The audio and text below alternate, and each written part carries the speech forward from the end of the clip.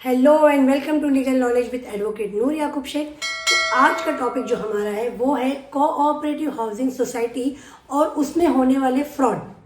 देखिए क्या है कि आजकल ना सबसे ज़्यादा जो फ्रॉड है वो कोऑपरेटिव हाउसिंग सोसाइटी, कंडोमिनियम या फिर बिल्डिंग मैनेजमेंट, इन्हीं के आप ज़्यादा देखेंगे। जैसे कि मैं पहले आपको बता दूं कि कोऑपरेटिव हाउसिंग सोसाइटी होता क्या है। ये एक एसोसिएशन होता है, यानी कि अगर हम बिल्डिंग में हैं, मेंटेनेंस ले रहे हैं, पैसे जमा कर रहे हैं, तो इसका हिसाब किताब तो किसी को देना होगा ना। तो हमारे ऊपर एक गवर्नमेंट बॉडी होती है जो हमें स्क्रूटिनी करती है।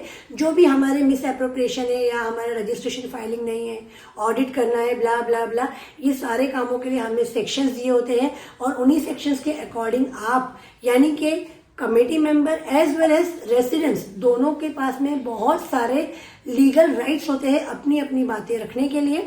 जैसे मेरे घर में लीकेज हो रहा है, मैं जाके अपने दूसरे फ्लैट ओनर से लड़ाई करूं? नहीं, मैं पहले कंप्लेन करूंगी अपने सोसाइटी कमेटी को। अगर कमेटी एक्शन नहीं लेती है 21 डेज के अंदर तो मैं कंप्लेन करूंगी डीडीआर को। फिर डीडीआर उसमें कॉग्निजेंस लेगा, फिर डीडीआर नोटिस देगा कमेटी को, फिर कमेटी इंटरवेंशन करेगी। इससे बेनिफिट क्या होता है कि सिविल मैटर क्रिमिनल नहीं बनता है। वो फैमिली, जिसे हम बोलते हैं ना, फैमिली डिस्प्यूट सॉल्व होना चाहिए घर के अंदर, वैसे ही सोसाइटी के मैटर भी सॉल्व होते हैं सोसाइटी के अंदर। तो खैर इस पर एक बहुत बड़ी वीडियो बन सकती है, उसके लिए मेरे से सीरीज है, आप देखेंगे तो आपको वो भी समझ में आएगा। अभी हम बात यहाँ करते हैं ऑर्चिड सोसाइटी, जो कि NIBM उंदरी यानी कि बिशप स्कूल के पास में ही है। तो वहां पे एक सोसाइटी है जिसका डिस्प्यूट ऑलमोस्ट 2 साल से चल रहा था। और उसमें प्राजक्ता पेटकर, जो कि वहीं की रेसिडेंस है, उन्होंने कंप्लेंट फाइल की थी डेप्यूटी रजिस्ट्रार के पास, यानी कि होसारे सर के पास में, जिनके पास मेरी खुद की बिल्डिंग का मैटर भी था और उन्होंने ऑर्डर भी दिया था कि डॉक्यूमेंट फर्निश कर दो। सेम यहाँ पर भी यही हुआ।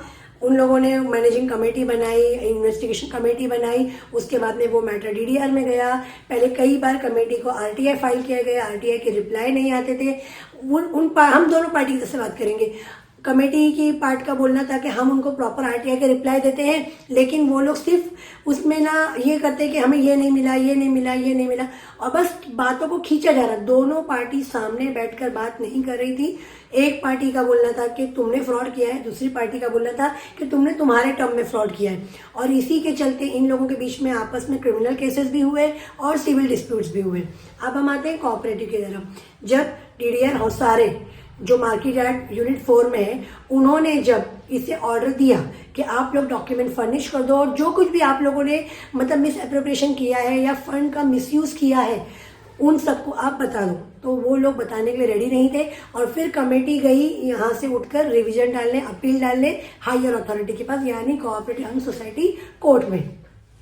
वहाँ उनका केस मार्च के अंदर डिसमिस हो गया, डिस्पोज हो गया, और उन्हीं लोगों के खिलाफ ये ऑर्डर आया कि आप लोगों को डॉक्यूमेंट्स दिखाना पड़ेगा, आप लोगों के ऑडिट में फ्रॉड है। उन लोगों ने जो लिफ्ट बिल्डिंग में लगाई थी, वो लिफ्ट बार बार गिर जाती थी। उस लिफ्ट का प्राजक्ता पेटकर ने और उनकी टीम ने मिलके इन्वेस्टिगेशन करवाया, और इन्वेस्टिगेशन में ये पाया गया कि वो लिफ्ट पुरानी थी, उसका मेंटेनेंस नहीं हुआ था, और उसमें भी मिस एप्रोप्रिएशन ऑफ फंड हुआ था, जिसकी वजह से कई लोगों की जान जा सकती थी। छोटे बच्चे होते हैं, बूढ़े बुजुर्ग होते हैं, बहुत सारे लोग अकेले ट्रैवल करते हैं, यहाँ तक कि बेचारे काम वाले लोग जो हाउस मेड है, होम मेड है, उनको तो लिफ्ट प्रॉपर चलाना भी नहीं आता, बेचारे वो क्या करें, वो भी मर सकते थे। तो ये सब प्लस उनका एक मैटर था कि तिरंगे को उन लोगों ने स्क्रम्बल करके फेंका हुआ था। तो इन चीज़ों को लेके इन्वेस्टिगेशन ऑफिसर ने इन्वेस्टिगेशन किया, अलग अलग सेक्शन है उनके लिए, और उनके अंडर उनके ऊपर कोंडवा पुलिस स्टेशन में FIR भी हुई, जो कि अभी तक पेंडिंग है।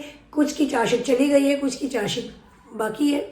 और फिर उसके बाद में जब ये ऑर्डर आया, ऑर्डर के अगेंस्ट वो लोग गए, और जाने के बाद में अब पुणे पल्स और अदर न्यूज़ ने दोनों पार्टी से बात किया, और उन्होंने होसारे यानी कि जो DDR है उनका भी इंटरव्यू लिया। तो DDR का बोल रहे हैं कि मैंने ऑर्डर दिया था कि आप लोग ये मिस एप्रोप्रिएशन ऑफ फंड है तो इसे डिस्क्लोज कर दो और मैटर को सॉल्व कर दो, लेकिन मेरे ऑर्डर के अगेंस्ट वो लोग हायर गए, हायर ने भी रिजेक्ट कर दिया है। बट अभी सुवर्णा मैडम का बोलना है, मतलब जो अभी वहाँ की चेयरमैन है, जो एक्स चेयरमैन थी या अभी चेयरमैन है या फॉर्मर चेयरमैन रही होगी, उनका बोलना है कि हम हार नहीं मानेंगे, हम जस्टिस के लिए आगे जाएंगे। देखिए यही राइट वे होता है कि आपस में ना लड़ते हुए ना हम कानून का सहारा लेकर आगे आगे बढ़े। वो आगे जाएंगे, दूसरे भी आगे जाएंगे। लेकिन अभी इस बात पे आप गौर कीजिए कि एक सोसाइटी में फ्रॉड हो गया। ये एक सोसाइटी नहीं है, अगर आप पुणे की ही बात ले लें तो सनशाइन हिल्स सोसाइटी जहाँ मैं खुद रहती हूँ, उस सोसाइटी में सेम, मतलब ये तो फ्रॉड नहीं हुआ है, इनका तो अब तक फ्रॉड प्रूव नहीं हुआ है, हमारी बिल्डिंग में तो फ्रॉड प्रूव हो गया था 2021 में। फिर भी उस फ्रॉड को छुपाने के लिए भरत जादव, नदीम सैयद, सोनल, अतीका, पता नहीं कितने लोग, ये सब ने मिलकर क्रिमिनल कॉन्स्पिरेसी किया। कोंडवा पुलिस के साथ मिलकर उस सिविल मैटर को दबाने के लिए क्रिमिनल केसेस बनाए। बहुत लंबी कहानी है, बहुत कुछ हुआ। और ये सब होने के बाद में भी फाइनली आज 2024 में जेएमएफसी कोर्ट ने आर्ग्यूमेंट के बाद में ये ऑर्डर दिया है कि वो कोंडवा पुलिस को एफआईआर लिखने का ऑर्डर देगी और उन पर बाकायदा जो जो उनके ऊपर इल्ज़ामात है, यानी कि उन लोगों ने फ्रॉड किया है, उन लोगों ने एक्सटॉर्ट किया है, उन लोगों ने लोगों के पानी के नल कट किए हैं, लोगों को परेशान किया है, रेसिडेंट्स को थ्रेट दिया है, तो ये गुंडागर्दी हो गई है। चेयरमैन और सेक्रेटरी ट्रेजरर के नाम पे ना लोग गुंडागर्दी कर रहे हैं। नया टेक्निक मिल गया है, भाई पैसा मेरे हाथ में, अकाउंट मेरे हाथ में। देखिए, जब भी इंसान को एब्सोल्यूट पावर मिलता है ना, तो वो उसका मिसयूज करता ही है।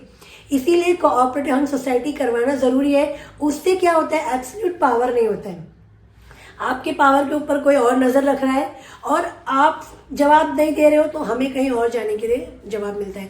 तो ये होता है कोऑपरेटिव सोसाइटी करना। ये करवाइए, अपनी बिल्डिंग का कन्वेंस डीड करवाइए, अपने बिल्डर को पोजीशन लेने के पहले पूछिए कन्वेंस डीड करवाने वाला है, नहीं करवाने वाला है, कितने पेंडिंग काम है वो करवा के लीजिए।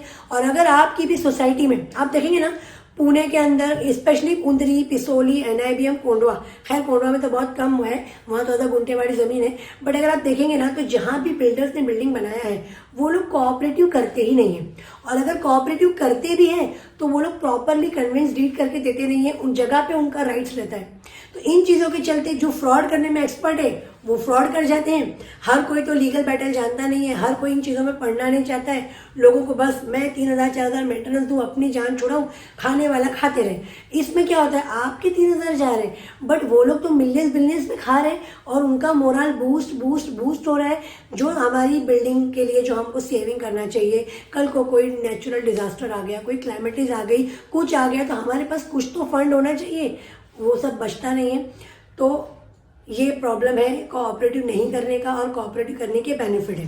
तो आई होप आपको ये वीडियो पसंद आई होगी। अगर आप भी मेरे सराउंडिंग में ये वीडियो देख रहे हैं और अगर आपकी बिल्डिंग में भी ऐसा कोई फ्रॉड हुआ है, ऐसे बहुत सारे फ्रॉड मैंने पहले भी हाईलाइट किए हैं। वालोरी की 2 से 3 बिल्डिंग है जिनके अंदर सेम मैटर था और पुलिस एफआईआर नहीं ले रही थी, कोर्ट ने ऑर्डर दिया। हमारी बिल्डिंग के मैटर में भी पुलिस एफआईआर नहीं ले रही थी, कोर्ट ने ऑर्डर दिया। पुलिस अब तक इन्वेस्टिगेशन में ही है। वहाँ पे जो एपीआई लेखाजी शिंदे थे वो 3 साल से इन्वेस्टिगेशन में ही लगे हुए, बोले इन्वेस्टिगेशन चल रहा है। अब क्या हुआ है कि सारे लोग भाग गए, जो चेयरमैन, सेक्रेटरी, ट्रेजरर और जो उनके चम्मच चमाची जो पटेल थे वो सारे यहाँ से ऑलमोस्ट फ्लैट बेच के भाग गए हैं। बट लेकिन कानून के हाथ में ना बहुत लंबे हैं, कानून से आप बचेंगे नहीं। तो इसीलिए कानून का सहारा लीजिए। ये मारपीट, ये दादागिरी, गुंडागर्दी नहीं चलती है। आप आएंगे, गुंडागर्दी करेंगे, मैं ये दबा लूंगी इसको, मैं उसको डरा लूंगी, मैं उस पर क्रिमिनल केस बना दूंगी, मैं उस पर रेप केस फाइल कर दूंगी, दबा दूंगी, ये सब करिए। कोर्ट में प्रूफ नहीं होता है, ये सब प्रूफ होता है फ्रॉड, अकाउंट में फ्रॉड। तो अगर आपकी बिल्डिंग में भी कोई ऐसा फ्रॉड कर रहा है, आपकी भी बिल्डिंग में चेयरमैन, सेक्रेटरी या कोई भी ऐसा प्रेशर क्रिएट कर रहा है और आपको समझ नहीं आ रहा है क्या करना है, तो अगर आप कोऑपरेटिव है तो इमीडिएटली आप जाके यूनिट 4 के अंदर कंप्लेंट कीजिए डीडीआर को। वहां से आपको प्रॉपर आपको एडवाइस मिलेगी, आपको एडवोकेट की भी जरूरत नहीं है। और अगर आपकी सोसाइटी कोऑपरेटिव नहीं है तो पहले फाइंड आउट कीजिए कि वो क्या है, वो कंडोमिनियम भी है या नहीं है। देखिए, कंडोमिनियम है तो कोई राइट्स नहीं है आपके पास लड़ने के लिए। सिर्फ और सिर्फ आप डीडीआर के पास जा सकते हैं, वो इंटरवेंशन कर सकते हैं। बट उनके ऑर्डर को अगर ये लोग नहीं मानते हैं, फ्रॉडस्टर जो होते हैं, चेयरमैन, सेक्रेटरी, तो फिर आप उस ऑर्डर को आपको कोर्ट लेके जाना पड़ेगा। आप कोऑपरेटिव कोर्ट नहीं जा सकते, जैसे कि हमने हमारी बिल्डिंग में किया। सनशाइन हिल्स के लिए भी हमने यही किया। हमारे ऑर्डर को उन लोगों ने कंप्लाइंस नहीं किया, 2 साल हो गए ऑर्डर आके, सब भाग गए अपने अपने घर बंद करके। तो अब हमने उस मैटर को डाला था कोर्ट में और कोर्ट ने फाइनली हमें ऑर्डर दे दिए और अब उसकी भी एफआईआर ऑलमोस्ट मतलब नेक्स्ट मंथ है या फिर 8-10 दिन के अंदर जज को जैसे जैसे टाइम मिलेगा, ऑर्डर सबकी बहुत सारी पेंडिंग है तो वो ऑर्डर भी मिल जाएगी। तो आपने देखा कि अगर हम कायदे से चलते हैं ना, कानून से, तो हमारी जीत होती है। हमें पेशेंस रखना है, प्रोसीजर फॉलो करना है। हर चीज़ के लिए प्रोसीजर फॉलो करना है। आप भले डिले करें, आपको पहले सोसाइटी को एप्लीकेशन लिखना है, वो एप्लीकेशन ले ना ले, आपको प्रोसीजर रखना है, आपको उनसे लड़ाई झगड़ा नहीं करना है। और अगर वो लड़ाई झगड़ा कर रहे हैं तो फिर आपको पुलिस स्टेशन जाकर बताना है कि भाई ये मैटर सिविल है, इसे ये लोग क्रिमिनल का रंग दे रहे हैं। आई होप आपको वीडियो समझ में आ गई होगी। ये वीडियो प्योरली बिल्डिंग्स के जो फ्रॉड है उनके लिए है। अगर वीडियो पसंद आई है तो लाइक शेयर सब्सक्राइब जरूर करना और ऐसे लोगों को जरूर शेयर करना जो लोग ऐसे मैटर में फंसे हैं जिन्हें सोल्यूशन नहीं मिल रहा है। तो मिलते हैं अगली बार। Bye bye.